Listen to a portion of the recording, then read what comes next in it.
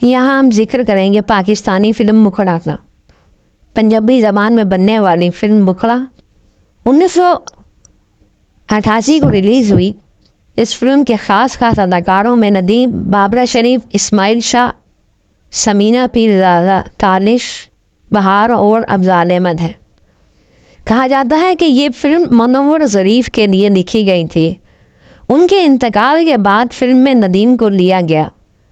नदीम मुनव्वर ज़रीफ जैसी कॉमेडी तो नहीं कर सके, लेकिन वो नाकाम भी नहीं हुए, क्योंकि नदीम एक वर्सटाइल अदाकार हैं। वो हर किस्म का किरदार निभाने का हुनर जानते हैं। फिल्म में नदीम ने गांव के एक सीधे साधे भोले नौजवान का किरदार अदा किया है।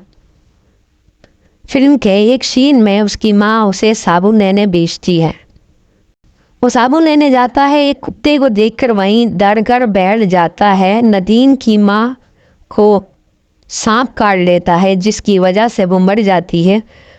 नजमा महबूब ने फिल्म में नदीम की माँ का किरदार अदा किया है। चूँकि नदीम एक डरपोक नौजवान होता है, वो माँ के पास जाने के लिए मरना चाहता है और मरने के लिए रेल की पटरी पर लेट जाता है, लेकिन वहाँ वो स्मगलरों के हत्थे चढ़ जाता है और वो उसे साथ ले जाते हैं। स्मगलरों की गैंग 3JJ के नाम से होती है। उनका बॉस अदीब होता है, जिसका नाम जोजो होता है।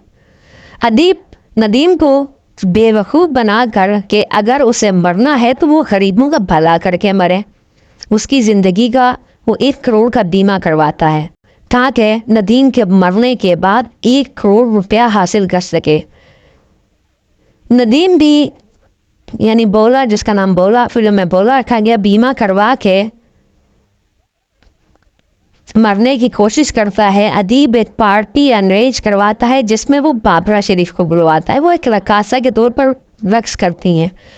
वहाँ अदीब बाबरा शरीफ को नदीम की सेक्रेटरी बना देता है और उसे 20,000 रुपये तनख्वाह देता है, ताकि वो नदीम की देखभाल कर सके। बाबरा शरीफ दरअसल बीमा कंपनी की एजेंट होती है। वो ये तहकीक करने आती है कि भोला ने 1 करोड़ रुपए का बीमा क्यों करवाया है। अब नदीम मरने की कोशिश करता है, यहाँ तक कि बदमाशों से भी उलझ जाता है, लेकिन बदमाश भी उससे लड़ जाते हैं।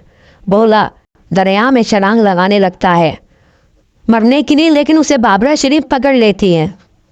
एक अमीर आदमी अपनी कार से जा रहा होता है कि गरीब औरत बाहर का एक्सीडेंट हो जाता है। वो आदमी तो अपनी कार लेकर भाग जाता है, लेकिन नदीम उसे बचाता है। वो औरत उसे घर ले जाती है। उसकी बेटी का किरदार समीना पीरज़ादा ने अदा किया है। वो नदीम की बहन बन जाती है और औरत बहार नदीम की माँ बन जाती है और माँ बेटी बोलने में दोबारा जीने की उमंग पैदा कर देती है। अब जब ये खबर स्मगलर गैंग यानी अदीब को पता चलती है, तो वो अपनी गैंग को कहता है कि किसी ऐसे तरीके से इसे मारा जाए कि हमें बीमे की रकम लेने में परेशानी ना हो, और अपने आदमियों को उसके पीछे लगा देता है। नदीम अपनी माँ और बहन को लेकर शहर से भागता है और अदीब के आदमी उसका पीछा करते हैं। बाबरा शरीफ भी उसके पीछा करने के बाद उसके पास पहुंच जाती है। वो सब एक गांव पहुंचते हैं जहाँ उन्हें तालिश मिलता है। तालिश गांव का चौधरी होता है और इस्माइल शाह का वालिद होता है। वो इन सबको गांव में पनाह देता है। यहीं इस्माइल शाह और नदीम की बहन समीना पीरज़ादा में मोहब्बत हो जाती है और आखिर में तालिश अपने बेटे का रिश्ता लेकर नदीम के पास आता है, ताकि वो अपने बेटे की शादी उसकी बहन से करवा सके।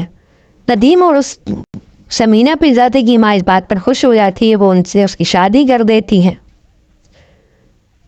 फिल्म में आखिर में तालिश गैंग को ख़त्म कर दिया जाता है اور ندیم اور بابرا شریف ایک ہو جاتے ہیں.